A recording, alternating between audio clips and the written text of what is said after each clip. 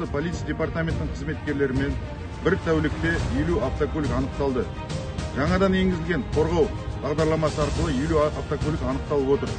Бұл автокөліктер 190-ға жуық бұзушылық жасап, 2 миллион теңге айыппұл төлемей отыр. Барлық ұсталған автокөліктердің бәрі арнайы тұраққа қойылды. Және де бір тәулікте 2 автокөлік жалған нөмірмен ұсталып, арнайы тұраққа қойылды.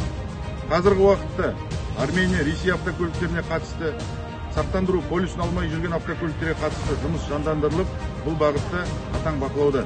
Күнделікті бұл бағытта жұмыс жандандырылатын болады.